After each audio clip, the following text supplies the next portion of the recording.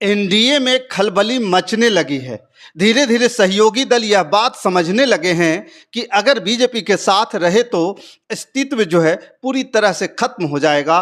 और खासकर जम्मू कश्मीर और हरियाणा के जो नतीजे आए हैं उसके बाद तो एनडीए के सहयोगी दलों की बेचैनी ही बढ़ गई है, जिसका असर अभी से दिखने लगा है।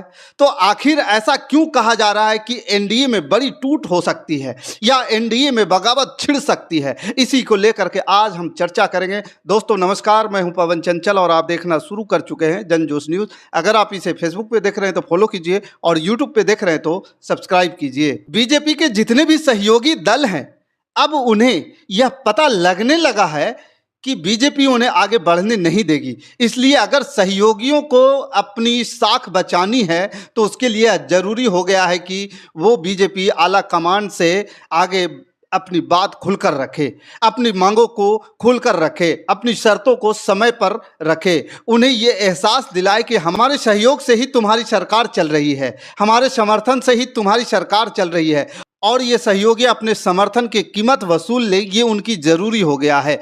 अगर वो बीजेपी के साथ रहते हुए अपना अस्तित्व बचा के रखना चाहते हैं और यह बात अब बीजेपी के तमाम सहयोगी दलों को अच्छी तरह से समझ में आ गई है। हालांकि ये बात तब भी समझ में आ गई थी जब जेपी नड्डा ने खुद बिहार में खुले तौर पर खड़े होकर के यह बयान दिया था कि एक समय वो आएगा जब क्षेत्रीय दल खत्म हो जाएंगे और सिर्फ राष्ट्रीय पार्टियां अब रहेगी। उसके बाद खलबली मची थी, लेकिन इसके बाद बीजेपी ने बहुत कोशिशें की और सहयोगियों और सहयोगी दलों के जो है मना लिया और उसका असर जो है जदयू में हमने सभी ने जो तुरंत बीजेपी के साथ छोड़ दिया था और बिहार में बीजेपी सरकार गिर गई थी, यानी एनडीए सरकार गिर गई थी। उसके बाद फिर से बीजेपी ने तोड़ जोड़ लगाया और तोड़ जोड़ लगा करके जदयू को मनाया, हमको भी मनाया और सबको मनाया। और इसके बाद 2024 में दोबारा लोकसभा में चुनाव से पहले बीजेपी बिहार की सत्ता में आकर बैठ गई। यानी कि यह साफ है कि सहयोगी दल इस डर में है कि अगर बीजेपी के साथ रहेंगे तो खतरा बना रहेगा, क्योंकि इतिहास बता रहा है कि बीजेपी जिस जिस सहयोगी दल के साथ जिस जिस राज्य में घुसी है, पहले उसने अपने उस सहयोगी दल को ही खत्म किया है। तो इस पर अब जिस तरह के झारखंड विधानसभा चुनाव में आ रहे हैं, उससे पहले ही बीजेपी के सहयोगी दल अपने अस्तित्व को बचाने की लड़ाई में लग गए हैं और इसी के लिए उन्होंने खुलकर अपनी मांग रखना शुरू कर दिया है। हरियाणा और जम्मू कश्मीर में चुनाव के नतीजे आने के बाद से जो डर सहयोगी दलों के बीच अंदर पैदा हुआ है, उसको देखते हुए सबसे पहले शुरुआत की है केंद्रीय मंत्री और हम के प्रमुख जीतन राम मांझी ने साफ साफ यह कह दिया कि अगर झारखंड विधानसभा चुनाव में हम एनडीए के साथ मिलकर लड़ेंगे या बीजेपी के साथ मिलकर लड़ेंगे तो हमें अपनी 10 सीटें चाहिए। अब उनके बयान जो है खलबली मचा दिए। बीजेपी के आला कमान टेंशन में आ गए हैं, क्योंकि झारखंड में पहले ही उसकी स्थिति खराब है। तमाम सर्वे रिपोर्ट्स इस तरह दावा कर रहे हैं कि बीजेपी की स्थिति खराब रहने वाली है और यहां पर हेमंत सोरेन के साथ लोगों की सिंपैथी है और इस सिंपैथी का फायदा जो है जेएमएम को मिलेगा, क्योंकि जिस तरह से हेमंत सोरेन जेल गए और जेल आने के बाद जो है जो लेकर के टिप्पणियां आई, जिस तरह के सुप्रीम कोर्ट से ईडी को लेकर के फटकार लगी, ईडी को लताड़ लगी, उसके बाद से तो और जो है जनता में सहानुभूति हेमंत सोरेन के प्रति बढ़ गई है, जुड़ गई है, जेएमएम के साथ जुड़ गई है, उनके परिवार के साथ जुड़ गई और इसका फायदा जाहिर तौर पर हेमंत सोरेन को और उनकी पार्टी को मिल सकता है। और सोने पे सुहागा यह हुआ कि चंपई सोरेन, जिस पर सबसे ज्यादा भरोसा हेमंत सोरेन ने जताया था, उन्होंने भी अपनी पार्टी को धोखा दिया और धोखा भी दिया तो बीजेपी के लिए, यानी कि वो बीजेपी में शामिल हो गया और इससे तो और जो है जेएमएम को फायदा होने की उम्मीद मिल रही है, क्योंकि इस समय चंपई सोरेन की छवि पूरी तरह से धूमिल हो चुकी है। यह माना जा रहा है कि जिस तरह से उन्होंने विश्वासघात किया, हेमंत सोरेन ने अपने परिवार के किसी सदस्य को ना देकर के चंपई सोरेन पर भरोसा जताया और उन्हें अपनी सीट सौंपी थी, यानी कि कुर्सी का दावेदार उन्हें बनाया था। चंपई ने क्या किया? चंपई ने जो हेमंत की पीठ में छुरा भोंकने का काम किया, पार्टी के साथ हेमंत सोरेन के विश्वास के साथ विश्वासघात किया। यानी कि अब कहा जाए कि सारे के सारे घटनाक्रम हैं, ये सब कुछ जो हुआ इसके लेकर के जेएम के प्रति जनता का झुकाव है और बीजेपी के प्रति जनता की नाराजगी बढ़ गई है। चंपई सोरेन के प्रति नाराजगी बढ़ गई है और चंपई सोरेन क्योंकि बीजेपी में शामिल हो गए हैं तो इससे जो है असर कहीं ना कहीं बीजेपी को भुगतना ही पड़ेगा। अब ये सब जो उठापटक चल रही है, अब यहाँ पे जो सब चंपई सोरेन आए हैं, बीजेपी के अंदर ही बगावत छिड़ गई है। बीजेपी अपने ही नेता पार्टी आला कमान से नाराज हैं, क्योंकि पहले ही वो चंपई के बीजेपी में शामिल होने के विरोध कर रहे थे, लेकिन आला कमान ने एक नहीं सुनी। चंपई फिर शामिल हुए और इसके बाद अब चंपई शामिल हो चुके हैं, तो कहीं ना कहीं सीएम पद की दावेदारी को लेकर के पेंच जो है फंसा हुआ है। जो पुराने दिग्गज नेता हैं वो पार्टी आला कमान से नाराज हैं, यानी कि बीजेपी के तमाम जो है मुश्किलें से जो जूझ रही है, पेंच फंसे हुए हैं। अब इसी बीच, इन सबके बीच बीजेपी के सहयोगी दल एनडीए में सहयोगी दल हमने भी सबके लिए परेशानी बढ़ा दी है। तो जीतन राम मांझी ने साफ साफ कह दिया है कि उन्हें 10 सीटें चाहिए, यानी कि हम पार्टी को 10 सीटें चाहिए। झारखंड में जैसे जैसे विधानसभा चुनाव और नज़दीक आ रहा है, बीजेपी के सहयोगी दल लगातार अपनी ही सीट की मांग कर रहे हैं। हालांकि बीजेपी ने पहले ही अपने सहयोगियों को साफ साफ कह दिया है कि पार्टी झारखंड में जदयू और आजसू के अलावा किसी और के साथ गठबंधन नहीं करेगी। इसके बावजूद बिहार के सहयोगी दल भाजपा के साथ गठबंधन न होने की स्थिति में अपने दम पर चुनाव लड़ने की बात कर रहे हैं। अगर ऐसा होता है तो जाहिर है कि इसका नुकसान बीजेपी को ही उठाना पड़ेगा। पहले केंद्रीय मंत्री और लोक जनशक्ति पार्टी के और एलजेपीआर के अध्यक्ष चिराग पासवान ने ऐसा किया। उन्होंने न सिर्फ अपनी पार्टी के लिए झारखंड में प्रचार किया, बल्कि वह तो चुनाव लड़ने के लिए ऐलान भी कर चुके हैं। और साफ तौर पर जो पहले बात आ रही थी कि उन्होंने 21 सीट पर अपने उम्मीदवार उतारने की बात कह दी थी, और अब उसी कड़ी में एक कदम आगे बढ़ते हुए केंद्रीय मंत्री और हम पार्टी के अध्यक्ष जीतन राम मांझी ने भी झारखंड में 10 सीटों पर चुनाव लड़ने का ऐलान कर दिया है। जीतन राम मांझी ने कहा कि अभी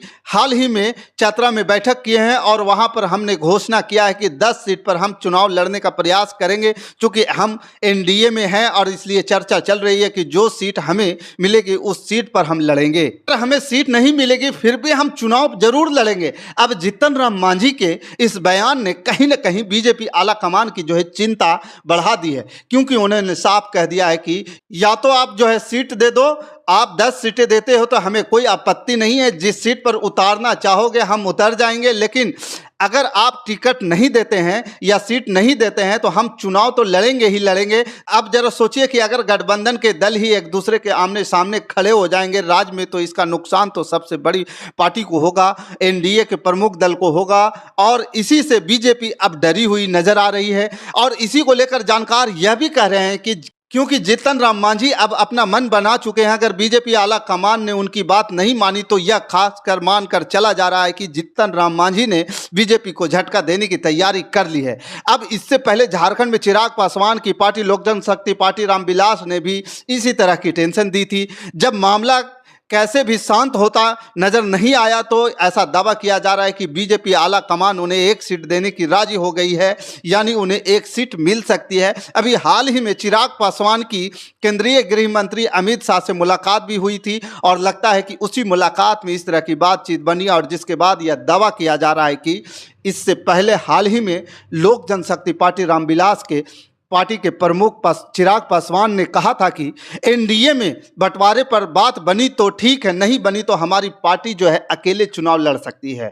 उन्होंने यह भी कहा था कि मेरे पिता रामविलास पासवान का यहाँ पर जनाधार रहा है और मौजूदा समय में यहाँ पार्टी मजबूत है, हमारा संगठन यहाँ आगामी विधानसभा चुनाव में हिस्सा लेगा। इसके साथ ही चिराग पासवान ने यह भी कहा था कि जब तक चुनाव आयोग अधिसूचना जारी करेगा तब तक चुनाव को लेकर चल रही सभी चीजें ठीक हो चुकी होगी, या पता चल जाएगा कि पार्टी अकेले चुनाव में जा रही है या फिर एनडीए के साथ जा रही है। विधानसभा चुनाव को लेकर सारा फैसला पार्टी प्रदेश इकाई द्वारा ही लिया जाएगा। यानी कि चिराग पासवान ने साफ साफ संकेत दिया था कि बिल्कुल उसी तरह जैसे जीतन राम मांझी ने दिया है। जीतन राम मांझी ने भी यही कहा है कि अगर पार्टी मानती है तो ठीक, यानी बीजेपी मानती है तो ठीक, नहीं तो हम अकेले चुनावी मैदान में उतर जाएंगे। और ठीक उसी तरह से, ठीक उन्हीं तेवर के साथ, ठीक उसी लहजे में चिराग पासवान ने भी मैसेज पहुंचा दिया था बीजेपी आला कमान के पास, और आप मानते तो हैं ठीक है, नहीं मानते हैं तो हम खुद चुनावी मैदान में जो है उतर जाएंगे।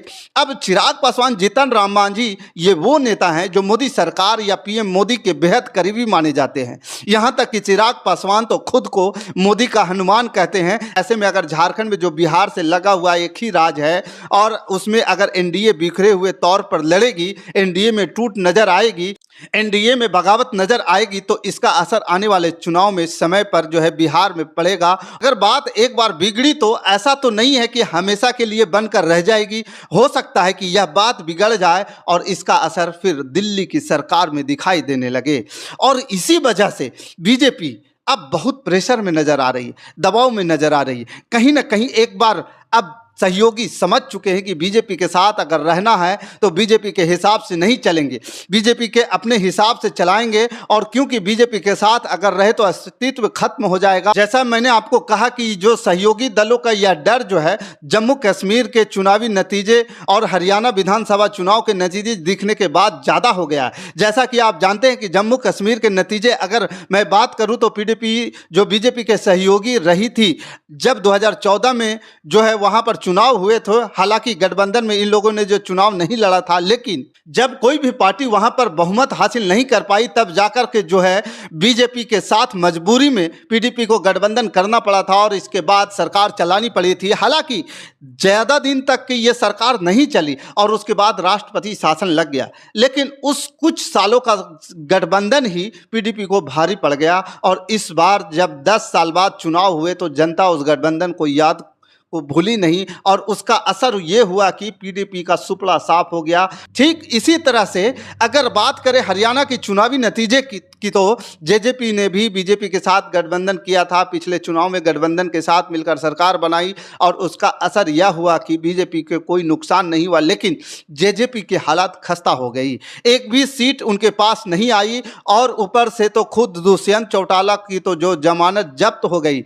अब तो इसी हालात को देखकर, इन्हीं नतीजों को देखकर सहयोगी दल बेहद डरे हुए हैं और यह डर अब उनके जो बयान आ रहे हैं उसमें साफ साफ नजर आ रहा है। वो आंख दिखाने की कोशिश कर रहे हैं और वो अभी से आंख दिखाने लगे हैं एनडीए को। और क्योंकि वो मानकर चल रहे हैं या तो एनडीए में अगर वो रहेंगे यानी बीजेपी के साथ रहेंगे तो बीजेपी को उनकी शर्तों के साथ उन्हें रखना पड़ेगा, नहीं तो बीजेपी से दूरी बना लेंगे।